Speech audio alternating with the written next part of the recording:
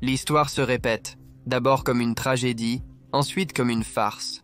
Depuis le début du XXe siècle, la Russie a été soumise à des menaces existentielles, allant des révolutions internes, des rébellions et des famines, aux guerres totales menées contre des voisins puissants. La Russie s'est maintenue à travers toutes sortes de stress politiques. Même après l'effondrement de l'État russe en 1917 et 1991, il s'est rapidement reconstitué en forgeant de nouvelles identités nationales grâce à l'utilisation de composants idéologiques, ethniques et géographiques. La Fédération russe moderne, bien qu'elle ne soit qu'un vestige de l'Union soviétique beaucoup plus grande, reste un acteur majeur dans la région. Et si elle s'effondrait, cela aurait des implications majeures pour l'équilibre mondial des pouvoirs.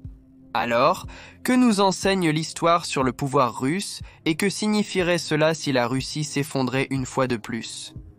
Je suis votre hôte Shirvan et bienvenue sur Caspian Report.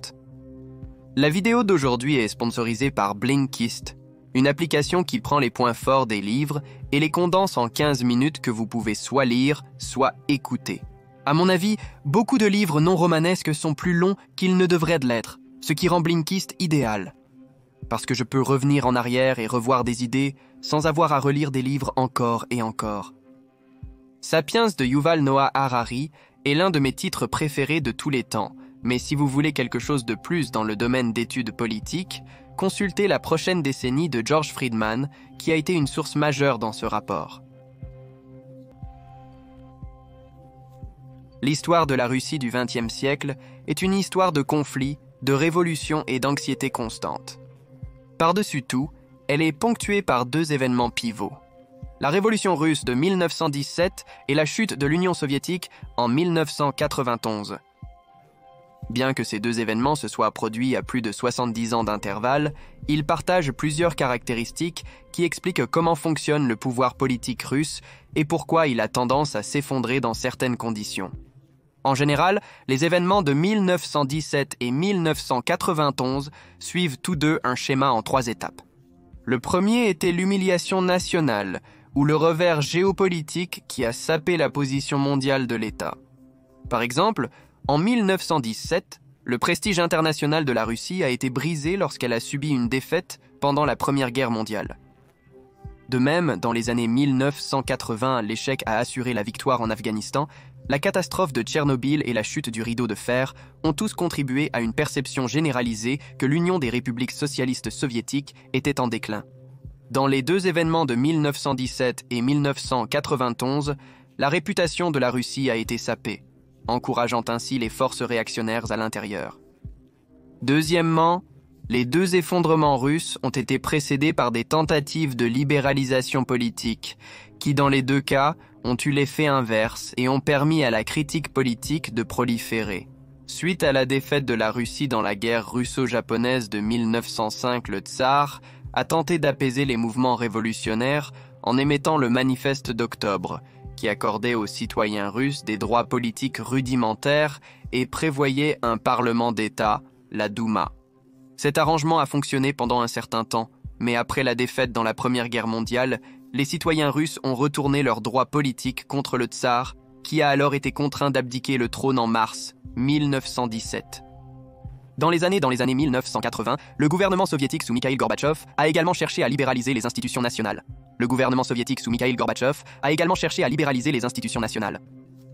À cette époque, la corruption rampante au sein du Parti communiste avait stagné l'économie soviétique. Grâce à une politique de glasnost ou d'ouverture, Moscou espérait se libérer de son inertie. Mais le plan a échoué. Alors que des membres de haut rang du parti étaient exposés pour fraude et tromperie, les loyautés politiques se sont déplacées vers des sources alternatives. Cela a, à son tour, conduit à la troisième et dernière étape, où une opposition politique viable a pris racine.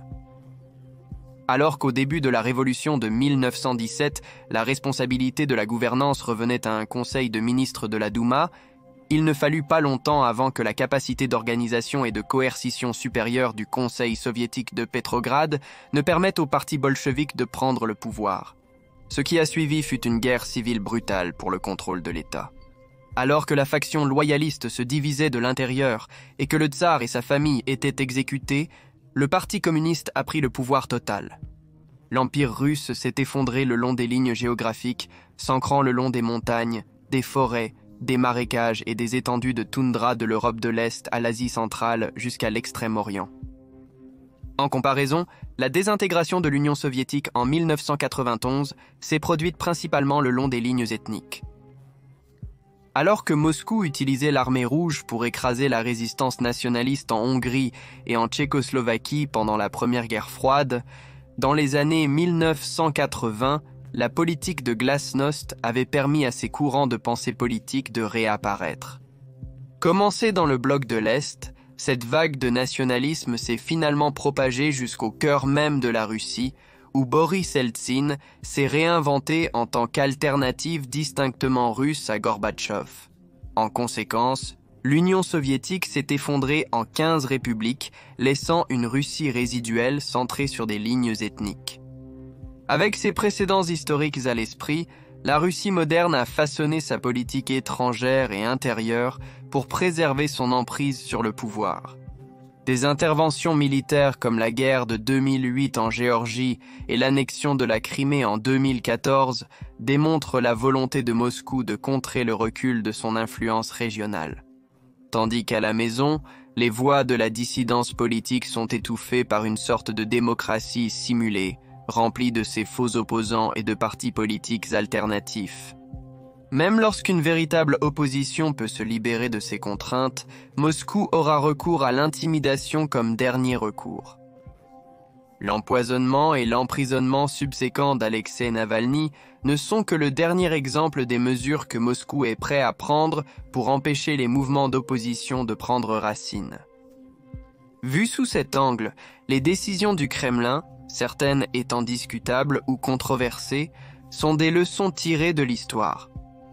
Supposons que la Russie s'effondre dans un avenir proche, elle se reconstituerait simplement.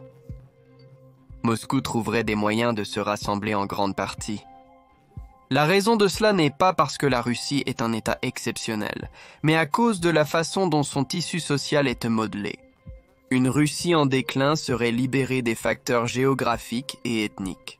Il n'y aurait pas de frontières naturelles qui permettraient un partitionnement net du territoire russe. À part les montagnes de l'Oural, le pays n'a pas de grandes frontières géographiques à l'intérieur. Peut-être la seule exception à cette règle est le Caucase du Nord, qui a la géographie, la composition ethnique et l'identité distincte pour mener un mouvement sécessionniste réussi. Mis à part cela, la Russie n'a pas de barrières géographiques à la partition. Il n'y a également aucune frontière ethnique à laquelle se retirer. Quelles que soient les minorités ethniques qui existent à l'intérieur de la Russie, elles ont tendance à être enfermées dans des territoires ethniquement russes. Cela est aggravé par le fait que l'intérieur de la Russie est particulièrement hostile à l'habitation humaine. Le manque de rivières navigables impose de sévères contraintes sur les contacts avec le monde extérieur, tandis que le climat, caractérisé par la boue, la pluie et des variations extrêmes de température, contribue à un espace géographique peu peuplé et économiquement sous-développé. Si la Russie s'effondrait, elle se reconstituerait simplement, tout comme elle l'a fait lors des précédentes désintégrations. Un autre facteur en faveur de la Russie est son modèle de gouvernance hautement centralisé. Des siècles de colonisation et de construction d'empires ont empêché les régions de la Russie d'exercer un pouvoir indépendant. Bien que certaines régions aient un degré d'autonomie nominale, en pratique, la Russie fonctionne comme un État unitaire. Les mouvements sécessionnistes dans les régions internes sont donc relativement faibles, un fait renforcé par la grande proportion de Russes ethniques qui vivent également dans ces territoires. Par conséquent, si les mouvements séparatistes régionaux tentaient de se libérer de l'emprise de Moscou, ils seraient probablement confrontés à des forces loyalistes qui pourraient gagner du temps pour que le gouvernement central réaffirme son contrôle. La centralisation a aussi influencé l'économie russe. L'absence d'accès à la mer et de voies navigables signifie que l'intérieur de la Russie, bien que riche en minéraux, dépend fortement de l'infrastructure étatique pour exporter ses ressources vers les marchés mondiaux. Sinon, ces régions dépendent des subventions gouvernementales pour obtenir des produits de première nécessité comme de la nourriture abordable et du chauffage. En coupant l'accès, Moscou serait en mesure de mettre le siège à l'intérieur, un événement qui précipiterait une crise humanitaire d'une ampleur sans précédent dans l'ère d'après-guerre de la Russie. Aucune aide extérieure ne serait également disponible. Ayant depuis longtemps compris le potentiel des projets d'infrastructure pour affirmer des desseins géopolitiques, Moscou a volontairement limité le lien entre ses provinces asiatiques et celles des puissances de l'Asie. Étant donné le manque de connectivité entre la Russie intérieure et le monde extérieur, il serait difficile pour tout mouvement séparatiste d'obtenir un soutien étranger. Ainsi, alors qu'une rébellion interne peut réussir au début, les facteurs géographiques signifient qu'à long terme, les rebelles devraient soit se réconcilier avec Moscou, soit être laissés pour compte. Mais supposons que la Russie perde le contrôle total, l'effondrement est sans compromis, et Moscou est incapable de réaffirmer sa volonté. Quel serait le pire des scénarios ? Eh bien, en toute probabilité, le vide de pouvoir laissé par un effondrement russe déclencherait une compétition géostratégique à travers l'Eurasie. Les puissances voisines, tant historiques que nouvelles, essaieraient de déposséder la Russie de ses atouts stratégiques. En Europe de l'Est, la Pologne, utilisant les ressources de l'Organisation du Traité de l'Atlantique Nord et de l'UE à sa disposition, chercherait à étendre son influence vers l'Est en Biélorussie et en Ukraine. Pendant ce temps, la Turquie tenterait d'étendre son influence en Crimée et dans le Caucase, ce qui transformerait effectivement la mer Noire en un lac turc. Dans ces entreprises, la Pologne et la Turquie seraient probablement alliées l'une à l'autre. En même temps, les anciens États soviétiques engagés dans des conflits gelés mettraient tout en œuvre et tenteraient d'éliminer les factions soutenues par la Russie. L'Ukraine s'en prendrait au Donbass, la Moldavie s'emparerait de la Transnistrie, la Géorgie capturerait l'Abkhazie et l'Ossétie du Sud, l'Azerbaïdjan réglerait le problème du Karabakh, etc.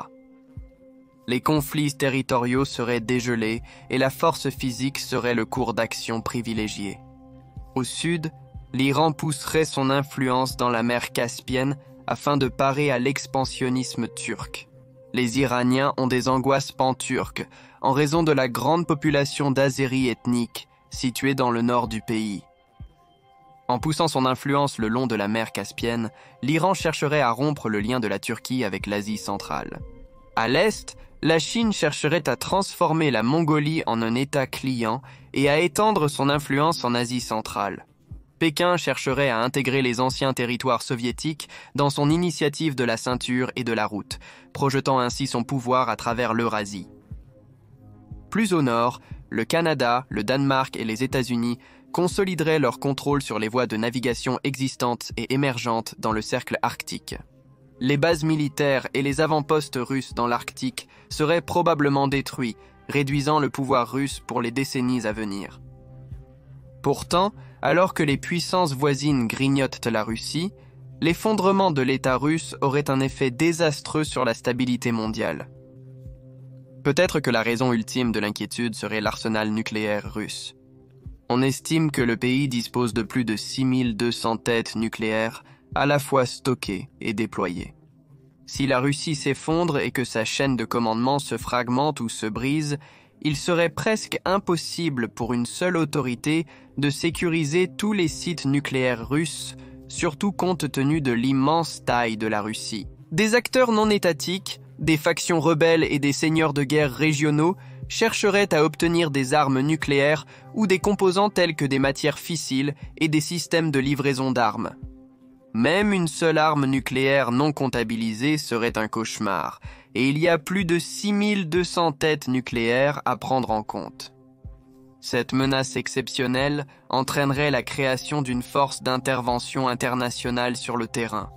De petits groupes de forces spéciales ne suffiraient pas. Des armées entières devraient se mobiliser en profondeur en Russie. Personne ne se réjouirait de cela, mais il y aurait peu de choix. Les forces internationales devraient travailler avec les courtiers de pouvoirs locaux pour atteindre leurs objectifs. Ironiquement, le moyen le plus efficace de le faire serait de soutenir un nouveau gouvernement unitaire, et de préférence un avec une influence convaincante sur ce qui reste des agences de sécurité de la Russie. Cependant, si des suspicions mutuelles devaient causer des divisions au sein de la réponse internationale, Pékin et Washington pourraient finir par soutenir des forces domestiques concurrentes en Russie. Un conflit par procuration submergerait ce qui reste du pays. Il est donc intéressant de noter que, alors que pendant le XXe siècle beaucoup pensaient que le plus grand danger pour la paix mondiale était une Russie puissante et monolithique, le plus grand danger du XXIe siècle serait une Russie faible et fragmentée. Un paradoxe s'il en est un. J'ai été votre hôte Shirvan de Caspian Report. Si vous aimez ce que nous faisons, veuillez laisser un j'aime, commenter et vous abonner. Merci d'avoir regardé Saul.